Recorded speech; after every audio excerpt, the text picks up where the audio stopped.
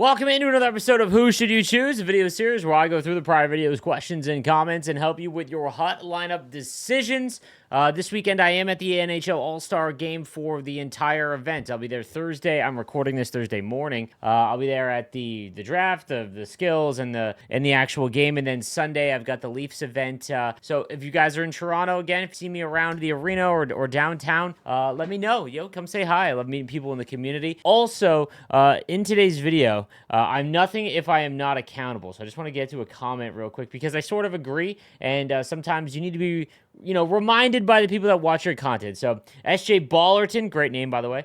So much of these Who Should You Choose videos are not about hut cards or anything related to that. Go back and watch this video or any of them for NHL 24. They are way off topic, becoming uninteresting for those interested in NHL hut content. I agree. I've been using these as kind of just like 20 minutes of just talking about anything, topics and just, anything that I enjoy, whether it be video games, hockey, all of that. And I appreciate that. So for the next little while, we're going to stick to HUD, okay? And I think that's important for a lot of people that watch the content. So I'm not upset about this comment. I totally understand. And like I said, I'm nothing if I'm not accountable. So let's get into today's video. Obviously, man, those All-Star cards, the Danny Heatley, he's out. He's in the wild, and I want him. So good job on the HUD content team, I'll be honest with you. All right, so we'll start with Avalanche. Hey, Slaves, managed to pick up a 90 Gartner for 140K and a Guerin for 250. I've got all the team builders, all male team of the years in 99, 66, and how. Is it worth keeping these cards as third, fourth line wingers or sell them for profit? Very good question. Here is what I actually think is going to happen. I don't want to say they messed up because this is the thing. We all bitch and moan that we want good content. What does good content mean? I have now determined that after this week, if a card comes out or cards come out and it makes me want to spend money, I'm not gonna. You hold strong. That's what I deem to be good content. Okay. Man, this week the Guerin and the Speed guys, and then the Danny Heatley, and I wanted to spend money for the first time all year. So you got to give props where credit is due. The content team for the most part has been all over the place, and especially with the MSPs from this event, they were god awful. I'll be real. But when it comes to these cards specifically, what I think is everyone is pulling packs and ripping packs. There's a lot of people out there that are going to spend money because of these cards. And what I think is going to happen is the moment they're out of packs, they are going to really hold their value. You got to remember that progression in NHL 24 is very slow. So the next time that we see a 99 speed and accuracy card might not be until March. And obviously that excludes Team of the Year and McDavid and all of that. But I'm talking about just like, your everyday cards that come out on Tuesdays or Wednesdays, right? Like, we might not see that till March. So my guess is that once these are out of packs, they're going to shoot up, especially Guerin, because he's like just a meta card. Like, you're going to see that card probably for 500. With the team that you've got, have some fun. Like, I honestly wanted to make a full top 6 of the All-Star cards, McDavid and McKinnon, all gold wheels, and just see what happens, Have some fun. Hey, my question is, the gap between 91 Hedman and 90 Char worth the 250K difference? With Hedman going for 170, Char for like minimum 420. No, it's not. Actually, the 91 Hedman, yes. I think the 91 Hedman only has 89 speed. I'm going to pull it up real quick. I can't remember, because I'm pretty sure the team of the week Hedman or whatever, the 91, is kind of lame. Oh, he's got stick 'em up.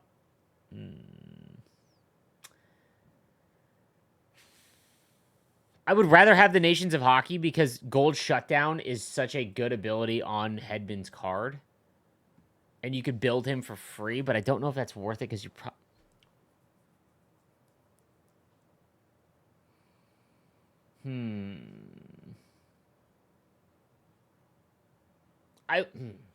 Someone in the comments says, in my opinion, the 90 Hedman's in the best. You can get Silver Shutdown, Silver Edges for 8 AP, as opposed to only Gold Elite Edges for 8. Adding Silver Shutdown would be 12 total to make it similar to the 90. You'll save 70. I like this.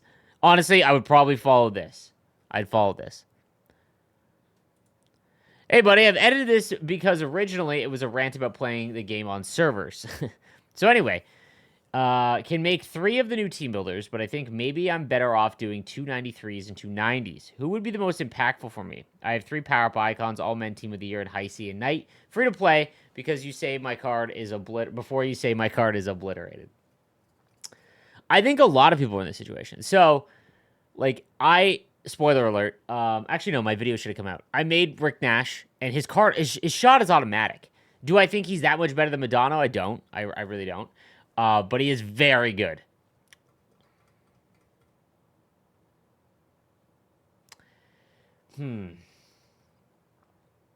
If you have the 3 power-up icons, I'm assuming you mean the ultimate ones like Gretzky, Lemieux, and Howe, and Team of the Years, all the men Team of the Years. You don't need 290s that'll play on your 3rd or 4th line. So no, I ball out. Go get the 93s. Thank you for all the content and have fun at the All-Star game. Just wondering. I have quite a few untradeable 90s that don't make my lineup. I have a nice team going, but no coins and no X Factor cards. Want to get X Factor Doughty going. Should I wait until the next event and hope there's 89 trade in value? Should I keep for 90 trade-ins? Should I take for 88 now? What I would do is it looks like every month they're going +1. So as of this recording, it's February 1st, we're probably going to see a +1, an 89 overall trade-in. That's what I would do. If you wait until 90, it's going to be March probably. Like, it's so slow. Hey, Slaves, enjoy the content. Enjoy the content. Enjoy the conversation on video games in general. SOCOM was one of the best multiplayer game series of all time. Yep. I don't have a who should you choose question, just a game question with the amount of changes that they made since the game came out. Do you think they should have just scrapped this game like they did last year? It made everything work for 25. Now some of the changes have been good. I've played this year's game far less than the other years because of those changes to the game and them scaling back progression. I try to make a theme team every year, but this year is far harder to do so because of progression. It's interesting that you say that because technically it should be easier with progression being slower.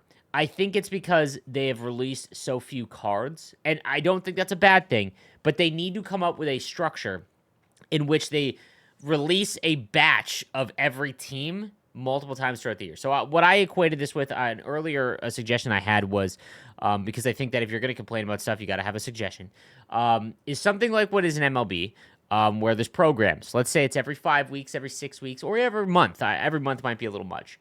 But let's say it's every 6 weeks, and it's eras. Launch of the game happens, and it's this era. It's the current, like, 2024, okay? So what you could do is every NHL team has a objective path that you work through, and there's 5 cards that you can earn, guaranteed. And it requires you to, let's say, to unlock the first one, it'd be for the San Jose Sharks, score 50 goals with San Jose Shark cards. So you need the base cards, right? And then you unlock an 83 overall Mario Ferraro program card, whatever you want to call it. Okay, then it's hard because block shots are so hard to do, but get 20 block shots of Mario Ferraro, and then you unlock I'm using this as an example because Mario Ferraro is very good at blocking shots, and the Sharks are terrible. But so it'd be like if you do that, then you unlock an 84 overall Anthony Duclair card. Okay, keep going, and then at the end you get an 86 Tomash Hurdle. Okay, something like that. And then that's for every team. Now, November hits, and it's like 1990s. We're going backwards, okay? So then it's like Owen Nolan, Arturs Urbe, young Patrick Marleau, for example, right? Like, you unlock those cards, and they're higher overalls. Like, they go up +1 overall. I think that would allow you to make a really cool theme teams. Where it stands right now, you're just waiting for a random team of the week team, and that's always been the case. But this year specifically, because of the 3-day content schedule, there's less cards going out. So, with all the changes, this is such an interesting debate because last year, if I were to go back to my videos, the fact that they didn't patch anything was absolutely disgusting. Like, I'll be honest with you, the fact that they released a game half-cooked that shouldn't even been out until maybe January 1st, sold at full price, and then didn't make any updates to the online play was a joke. And I mentioned that to them and a number of times in all my videos last year. And then you see what happens if they try and fix things. And you can't fault them for trying to fix to improve the gameplay. The problem with Hockey Ultimate Team is that because it is not in a builds format, so a 99 power forward in a builds format would have like, 90, let's say 99 body checking, but maybe his shot can only get to 85, or his deking is capped at 80, for example. Something along those lines, right? Whereas like a sniper can only have 80 body checking at max, but they're both 99s, the overall scale. Because of how progression works, we're not playing the same game at launch. Even now, even though progression is much slower, right? They released this goalie patch, right? This goalie patch, and it made goaltenders just, I appreciate them trying to make smaller goalies work, but the issue is not that the smaller goalies are bad. It's that you're releasing it halfway through the year when there's 99 shooters, right? That's the peak. So it doesn't matter what they do to goalies because it's not at launch of the game when the game is designed and that's how it's played. So it's tough. I like the fact they're trying to fix things because at least it shows progress as opposed to last year where we were just forgotten about. Hey, Slaves, I made Nash and I still have Regeer and Shanahan. Shanahan's on my first line. And Regeer is on my first D pair. Should I make Robinson replace Regeer? Ooh. A first line forward is more important than a first line defender. But you made Nash. Regeer is still good, man. I would wait until you get more team builder cards that you can make it like Arnott and Robinson. Hey, Slaves, I'm a big Edmonton fan and wanted to do a theme team. However, theme teams aren't really that good competitively. So I tried to make the best of both and want to do an Oilers line. Who are some good right-handed forwards and defensemen that I should look at for this Oilers line? Thank you so much. I love this. Logan replies with Curry, Hyman, Hemsky, Eberle, Gagne, Larson come to mind. Right-handed D is pretty shallow. Yeah, right-handed D, because is Nurse left-handed? I think Nurse is left-handed. Paul Coffey? Is he a lefty? I'm very bad for righty-lefty, by the way, guys. Like, I have to think sometimes, like, on Connor McDavid. Like, I don't know what it is. I know there's guys out there that know everyone's stick tape and all of that, which I'm blown away by. Like, I think that's super impressive. I'm brutal with handedness, especially because you flip them. So, like, in Hut, you're playing righties on the left, so it always messes me up more. Coffee would be one I would think, but I don't know what handedness is. I think he's a lefty. I would definitely do Hemsky because he's like newer and he got the Master Set player earlier on in the year for sure. Is it worth building any All-Star cards? The MSPs, no. I would say like they're fine for what we're gonna get. This next event is probably gonna be 93 overalls. Would be my guess because of how progressions work. Maybe 92s. Maybe we get one more event of 92s. I would wait and see the next event because the MSPs the cards that have come out like Guerin and Gartner and those guys have been awesome. The MSPs were, but like it hasn't been this bad since the famous 16-bit event with Eric Brandstrom. All right, it hasn't been that bad in a while. Hey, Slaves, I miss hitting and being aggressive, dude. Like, something I mentioned a lot about gameplay. The reason why I don't give my feedback on gameplay to the developers or even just like I talk about it, but I don't constructively like this is what it's got to be like is because everyone plays the game and experiences it differently, especially online competitively. And this recent patch, it was one line in the patch notes, but it was the removing the acceleration that you get when holding down the body check, which makes sense. So like that thing where you get a little boost going right before you do a hit. The problem is that alleviated or that helped out smaller players or just players in general be able to actually hit a guy off the puck. You've got guys with 99 balance that are 6'5". You got Arnott running around. Rick Nash. There's no getting him off the puck, especially if you're trying to do it with Cale Makar now and with this new update.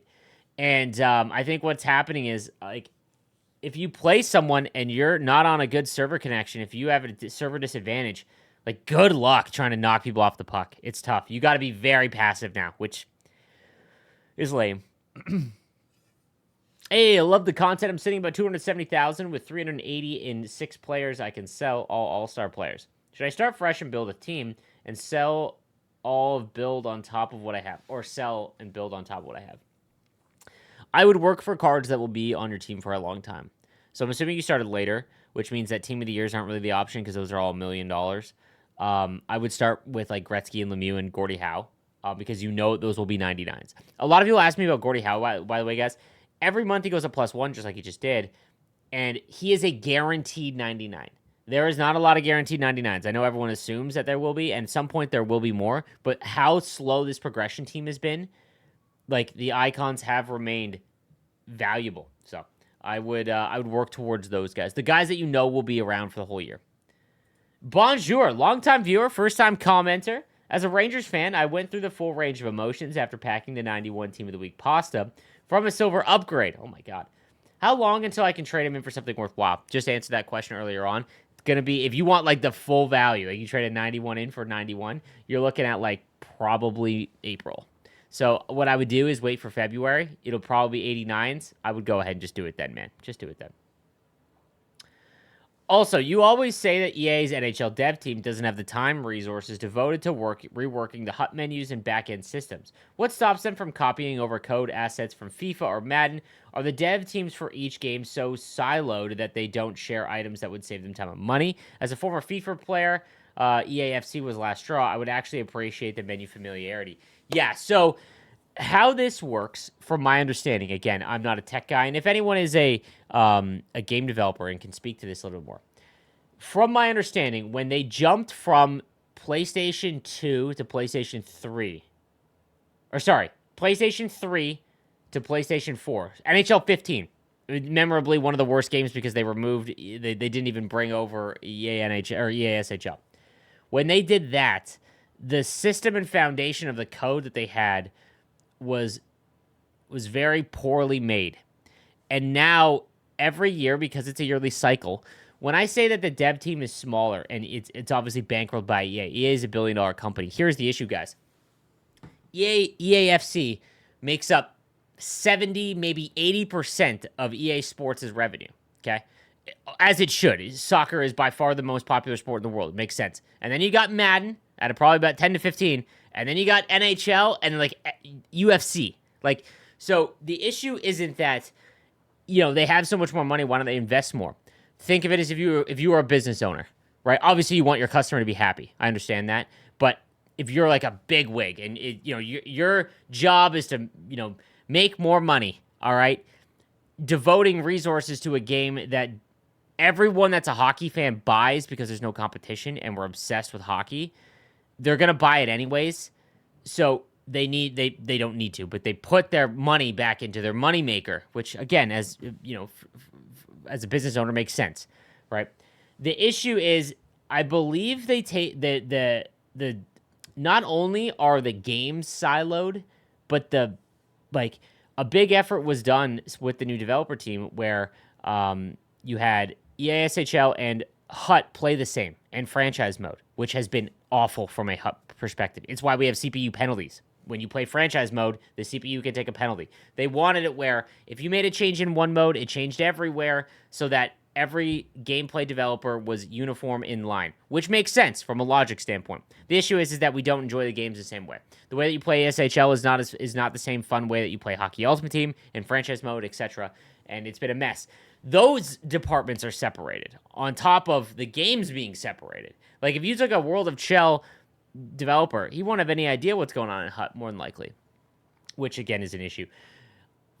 I know, and then on top of that, they just got on Frostbite, right? And why I brought up that code thing from 15 is that Mike, when I did the developer talk with Mike Engelhart, he talked about it's just spaghetti code. They basically every year to make the game in a year, we're just throwing stuff on. So you've got this bad foundation of code for NHL 15, and it hasn't improved. It's just more on top of more. They go and change one thing, whether it's how cards come out or a collectible that goes in. Like, it could change some random code that will brick the game. It's why we get errors all the time and random stuff. It's a mess. It needs to be torn down and redone. And I think if you asked all the developers there, they'd probably say the same thing. We live in a world where sports games come out every year. That is not a possibility, right? It's not. Imagine going, even NHL. NHL does what? Let's say, conservatively, they sell 200,000 copies of the game. They don't make that public anymore. At, $80 a game. That's $16 million if they just stopped NHL for 1 year. Obviously, as a consumer, it's like, dude, they have billions of dollars. Why do we need, why do they need more? 100% agree. But if you're running a business, you're not going to be like, hey, you know what? We're going to lose millions of dollars this year. That's cool. It just won't happen. It sucks. It sucks. There's no evolution. They're just trying to survive. And It's tough. I want to see. I would love to see something, and I know that they work closely with Madden, which is why every 2 years I make the joke that if it happened in Madden, we're gonna get an NHL X Factors, for example. Like it wouldn't be surprised when they released seasons or whatever it was in Madden 24. I was like, oh, okay, or 23. It was like sick. Okay, this could work. All right, maybe they'll put it in NHL. So we'll see, but.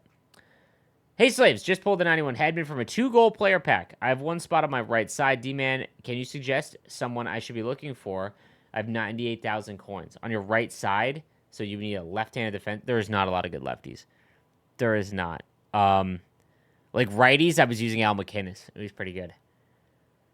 Like at that price point too, like I think like Morrissey's like 88 or 89, but even he has like less than 90 skating. You're at a really tough spot. If you still have Bobby Orr, is Gallagher Greats card, I would use him at 85 overall because at least he's got 95 skating. All right, guys, that's going to do it for this episode. I apologize. There won't be a ton of content this weekend. I'm going to try and make an event video.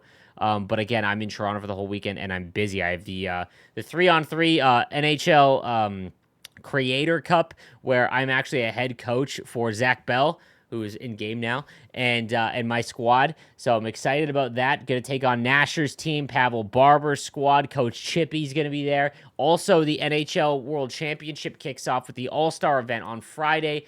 4 players that have qualified for the All-Star Championship. That will be on twitch.tv/NHL at 1 p.m. Eastern time on Friday, I believe. We're doing it from the Hockey Hall of Fame. So it's the first event of the World Championship. I'm super excited. And again, I hope to see some of you guys down there. Don't be shy. Come say hi. You want to get a picture or just shoot the shit for a little while. I'd love to meet you guys. All right, everyone. Have a good one.